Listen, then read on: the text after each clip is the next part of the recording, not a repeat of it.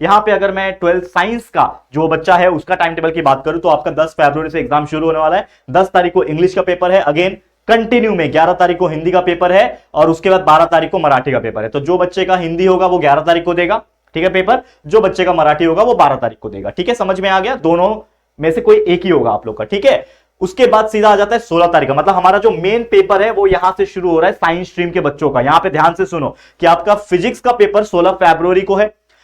तो अगर आपका हिंदी था तो हिंदी के 3 या 4 दिन के बाद आपका फिजिक्स का पेपर हो रहा है, मतलब ठीक ठाक दिन दे दिया है फिजिक्स के लिए। चलो, जिनका मराठी था उनके लिए भी लगभग 3 दिन का छुट्टी है, तो टेंशन की कोई बात नहीं है फिजिक्स के लिए। लेकिन फिजिक्स के बाद आप देखोगे तुरंत एक ही दिन के बाद यार केमिस्ट्री का पेपर आ गया, मतलब केमिस्ट्री के लिए थोड़ा खतरा है और पहले से प्रिपरेशन करना पड़ेगा, ये माइंड में डाल के रखो। तो 18 फरवरी को केमिस्ट्री है, 21 फरवरी को मैथ्स है, मतलब 2 दिन का गैप दिया हुआ है, और 21 के बाद 25 फरवरी को फाइनल पेपर बायोलॉजी है। अगर आपका बायोफोकल वगैरह नहीं होता तो बायोलॉजी के दिन के साथ आपका 25 तारीख को आपका बोर्ड एग्जाम खत्म हो जाएगा, कोई टेंशन नहीं रहेगा। लेकिन जिनका बायफोकल होता है या फिर आईटी होता है उनके डेट्स और आगे बढ़ेंगे। और अगेन मैं बताना चाहता हूं ये जो भी टाइम टेबल है हमने बोर्ड के हिसाब से, जो भी वेबसाइट पे अपलोड होता है उसके हिसाब से हमने सॉर्ट करके निकाला हुआ है। ठीक है, समझ में आया ये चीज?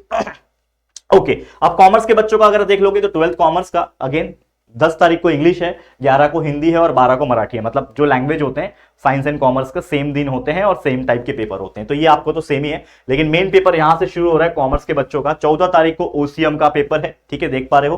तो जिन बच्चों का हिंदी था, हिंदी के बाद 14, मतलब 2 दिन का गैप, ठीक है। चलो, 14 के बाद 17 तारीख को आपका सेक्रेटरियल प्रैक्टिस का पेपर है। तो अगर आपका एसपी है तो ठीक है, लेकिन अगर एसपी नहीं है तो 14 के बाद सीधा आपका 21 का पेपर है मैथ्स का। यानी जिनका एसपी होगा, सेक्रेटरियल प्रैक्टिस होगा, वो 17 तारीख को देंगे, लेकिन जिनका एसपी नहीं होगा वो मैथ्स देंगे। समझ में आ रहा है? क्लियर है? उसके बाद 24 तारीख को आपका इकोनॉमिक्स का पेपर है। तो अब टाइमिंग वगैरह जो भी है, और एक जो चीज मैं आपको बताने वाला था कि भाई आपका जब टाइम टेबल तो आ गया है, लेकिन आपका जब हॉल टिकट मिलेगा उससे इस टाइम टेबल को मैच करके देख लेना और वही फॉलो करना जो आपके हॉल टिकट एडमिट कार्ड में जो लिखा हुआ रहेगा। ठीक है ना? कभी कभार इशू आता है, अदरवाइज नहीं आता, 99.99% इशू नहीं आता।